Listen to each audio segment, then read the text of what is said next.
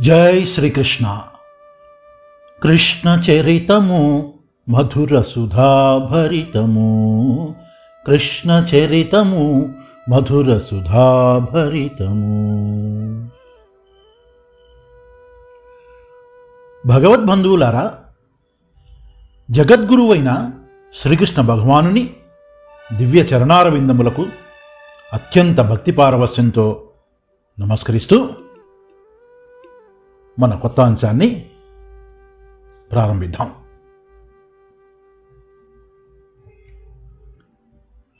సరే, ధర్మరాజు కృష్ణుడు యుక్తితో అశ్వత్థామ హతః కుంజరః అని పలికి ద్రోణాచార్యుని మరణానికి కారకుడయ్యాడు. దాంతో ద్రోణుడు తనువు చాలించాడు. దుర్యోధను ద్వారా ద్రోణుడి మరణ వార్త విన్న అశ్వత్థామ కోపోద్రిక్తుడై తన తండ్రి ద్రోణుడు ఇచ్చిన నారాయణాస్త్రాన్ని పాండవులపై సంధించి శత్రు నిర్మూలన చేస్తానని శపథం చేశాడు. ఆ విధంగానే అశ్వత్థామ నారాయణాస్త్రం సంధించాడు. అది కాంతులు విరజిమ్ముతూ భూమండలం అంతా గిరగిరా తిరిగింది. దిక్కులు పిక్కిటిల్లాయి. ఆకాశం అదిరింది. పర్వతాలు కంపించాయి. సముద్రాలు పొంగిపొర్లాయి. పిడుగుల ధ్వని వినిపించింది. అప్పుడు శ్రీకృష్ణుడు మళ్ళీ ఆ దివ్యాస్త్రానికి బలి కాకుండా ఎలా తప్పించుకోవాలో పాండవులకి ఒక ఉపాయాన్ని తెలిపి దానిని కూడా నిర్వీర్యం చేశాడు. దాంతో నారాయణాస్త్రం శత్రు సైన్యాలను దహించకుండానే వ్యర్థమైపోయింది. తరువాత మళ్ళీ అశ్వత్థామ ఆగ్నేయాస్త్రాన్ని ప్రయోగించాడు అర్జునుడి మీద. దానికి విరుగుడుగా అర్జునుడు బ్రహ్మ సృష్టించిన దివ్యమైన బ్రహ్మాస్త్రాన్ని మంత్రనిష్టతో ప్రయోగించాడు. ఇక ఆగ్నేయాస్త్రం కూడా తిరుగుముఖం పట్టింది. ఇక వారు విజయోత్సాహంతో కృష్ణుడు, అర్జునుడు పాంచజన్యాన్ని, దేవదత్తాన్ని పూరించారు. ఈ చర్యకి అశ్వత్థామ సిగ్గుతో తల వంచుకొని తన చేతిలోని ధనుస్సును కింద పడేసి రణభూమి నుండి వెనుదిరుగుతున్న సమయంలో పుణ్యపురుషుడైన వ్యాసభగవానుడు ఎదురుపడ్డాడు. అశ్వత్థామ వ్యాసమహామునికి వినయంగా నమస్కరించి, మునీంద్ర, నాదొక సందేహం. నేను సంధించిన ఆగ్నేయాస్త్రం మహిమాన్వితమైంది. దేవదానవులు, గంధర్వులు కూడా దాని ముందు నిలబడలేరు. కానీ సామాన్య మానవులైన కృష్ణార్జునులను అది ఏమీ చేయలేకపోయింది. ఎందుకని అని అడిగాడు అశ్వత్థామ. అందుకు వ్యాసుడు, ఆదిదేవుడైన విష్ణు అఖిలలోకాభిరక్షణార్థమై జనించి మహిత తపము చేసే మైనాకశైలంబునందు పెద్ద కాలము అభవు గురిచి.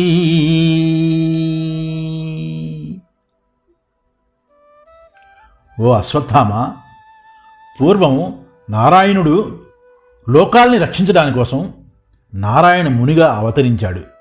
ఆ నారాయణ ముని తపస్సు చేయడం కోసం మైనాక పర్వతానికి వెళ్ళాడు. అక్కడ శివుడి గురించి ఘోరంగా తపస్సు చేశాడు. ఆ తపస్సుకు మెచ్చి మహాశివుడు నారాయణునికి ప్రత్యక్షం అయ్యాడు. నారాయణుడు మహాశివుని అనేక విధాలుగా స్తోత్రం చేసి, మహేశ్వర, నిన్ను ఎల్లప్పుడూ భక్తితో భజించు, నాకు ఇతరులకు పొందసాధ్యం కాని ప్రభావాన్ని ప్రసాదించు అని అడిగాడు. అందుకు శివుడు సంతసించి, నీవు నరసుర గంధర్వ గరుడ కిన్నర ఉరగ మొదలైన భూతకోటిని అవలేలుగా గెలవగలవు. పరమ తేజో విరాజమానుడివై వెలుగొందుతావు. నీకు ఏ అస్త్రంతో కానీ, శస్త్రంతో కానీ, అగ్నితో కానీ, జలముతో కానీ, తడి వస్తువుతో కానీ, పొడి వస్తువుతో కానీ, స్థావర జంగములతో కానీ, వజ్రాయుధముతో కానీ బాధ కానీ, చావు కానీ ఉండదు. ఒకవేళ నేనే నీ మీదకి యుద్ధానికి వచ్చినా నన్ను కూడా నువ్వు జయింపగలవు అని వరం ఇచ్చాడు ఆ పరమశివుడు. కాబట్టి నారాయణుడు అజేయుడు. అశ్వత్థామ, తస్యైవ తాపసా జాతం నరం నామ మహామునిం. నారాయణుడు తపస్సు చేసుకుంటున్న సమయంలో అతడి తేజస్సు నుండి పుట్టినవాడు నరుడు, అతడే అర్జునుడు. యోసౌ నారాయణో నామ పూర్వేషామపి పూర్వజః అజాయత చ కార్యార్థం పుత్రో ధర్మస్య విశ్వకృత్. వారు నరనారాయణులుగా ప్రసిద్ధి చెందారు. వారిద్దరూ విశ్వాంశ సంభూతులు. వారిరువురు కూడా మహారుషులు. నారాయణుడు తన లీలతో జగన్మోహనుడై వ్యవహరిస్తూ దుష్టశిక్షణ శిష్టరక్షణ చేస్తుంటాడు. ఈ మహాత్ములు ఇద్దరు దానవులను వధించడం కోసం ధర్మ సంస్థాపన అవసరమనిపించినప్పుడల్లా అవతరిస్తుంటారు. నారాయణుడే కృష్ణుడు, నరుడే అర్జునుడు అని సెలవిస్తూ వ్యాసభగవానుడు, ఓ అశ్వత్థామ, నీవు కూడా తపస్సు, తేజస్సు, విద్యా విభవము కలిగిన దేవతామూర్తివే. కానీ నీకు నారాయణునికి గల తారతమ్యం చెప్తాను విను. నువ్వు శుభ్రమైన మట్టితో శివుని ప్రతిమను చేసి ప్రాణప్రతిష్ఠ చేసి భగవంతుని ఆవాహన చేసి అత్యంత నిష్ఠతో పూజించావు. కానీ నరనారాయణులు ఆ పరమేశ్వరుని లింగరూపంలో ప్రతిష్ఠించి భవ్యంగా పూజించారు. ఏ విధంగా శివారాధన చేసినా సర్వకామ్య సాధకమే. అయినా లింగాకృతిలో పూజించటం అనేది అనేక రెట్ల ఫలితాన్ని ఇస్తుంది. నువ్వు పూర్వజన్మలో చేసిన పూజా ఫలాలను తారతమ్యాలతో అనుభవించక తప్పదు మరి. అందువలన వారిని నీవు ఏమాత్రం జయించలేవు అన్నాడు వ్యాసుడు. అశ్వత్థామ జ్ఞానోదయంతో పులకాంకితుడై మనసులో పరమేశ్వరుని భక్తితో ధ్యానించి శ్రీకృష్ణుడి కూడా ప్రస్తుతించాడు. ఇక వ్యాసుడికి నమస్కరించి తిరిగి తన రథం ఎక్కి వెళ్ళిపోయాడు. తర్వాత అర్జునుడు వేదాంగ పారంగతుడు జ్ఞానస్వరూపుడు అయిన వేదవ్యాసునికి నమస్కరించి చేతులు జోడిస్తూ ఈ విధంగా విన్నవించుకుంటున్నాడు. నేను యుద్ధంలో శత్రువులను సంహరించే క్రమంలో భూమిపై కాళ్ళు అంటకుండా వడివడిగా నడుస్తూ అగ్నిశిఖలాగా విజృంభిస్తున్న ఒక పురుషుని కనుగొన్నాను. ఆ మహాపురుషుడెవరు?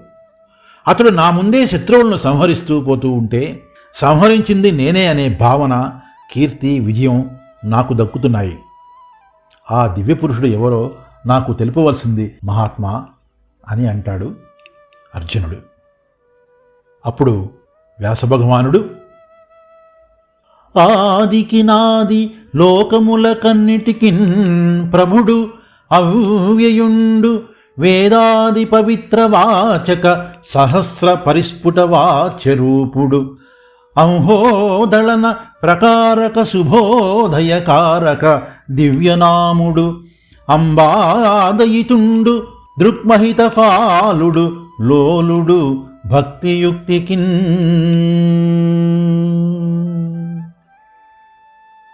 అతడు ఈ సృష్టికంతటికీ మూలకారకుడు. ఆది అనేది లేనివాడు, లోకాలన్నిటినీ పాలించేవాడు, పార్వతీపతి, సర్వశుభాలను ఇచ్చేవాడు, భక్తికి మాత్రమే వశమయ్యేవాడు. ఆయనే శంకరుడు. ఇంకా నీలగళుండు శంకరుడు నిత్యుడు సత్యస్వరూపుడు ఉజ్వలత్కాల మహానల ప్రశమక ప్రచురామృత వృష్టి విస్ఫురద్బాల మృగాంకశేఖరుడు దైత్యకుల ప్రవిదారణ క్రియాలోల పరస్వధుండు సకలుండు అమలుండు ప్రియుండు శాంతికిన్.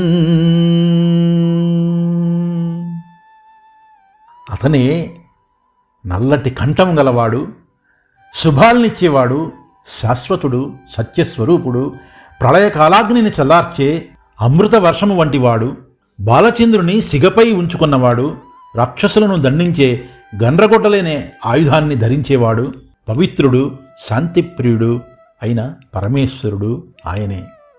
ఈ విధంగా పరమేశ్వర మహత్యాన్ని వ్యాసభగవానుడు చెప్పగానే అర్జునుడు పులకితుడై ఆ చంద్రశేఖరునికి భక్తితో నమస్కరించి వ్యాసునికి దండ ప్రణామాలు చేశాడు.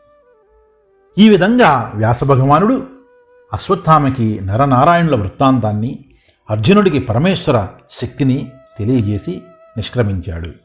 ఆహా! కృష్ణం వందే జగద్గురుం, కృష్ణం వందే జగద్గురుం. కాబట్టి శ్రీకృష్ణుడు సర్వాంతర్యామి, దివ్య చరితుడు. అందుకే ఆయన తత్వాన్ని, ఆయన మహత్యాన్ని మనం లేశమాత్రం పైన తెలుసుకున్నందుకు భక్త సులభుడైన ఆ శ్రీకృష్ణ పరమాత్మ తన కృపాకటాక్ష వీక్షణాలు మన మీద కూడా తప్పక ప్రసరిస్తాడని ఆశిస్తూ ఆ శ్రీకృష్ణ భగవాన్ని దివ్యమంగళ రూపాన్ని వచ్చేవారం దాకా మనసు నిండా నింపుకొని ఆయన్ను స్మరించుకుంటూ మనసు పులకరింపజేసుకుంటూ మళ్ళీ మనం మరొక కొత్త అంశంతో వచ్చేవారం కలుద్దామా? అంతవరకు సెలవు. సర్వే జనా సుఖినో భవంతు. జై శ్రీకృష్ణ.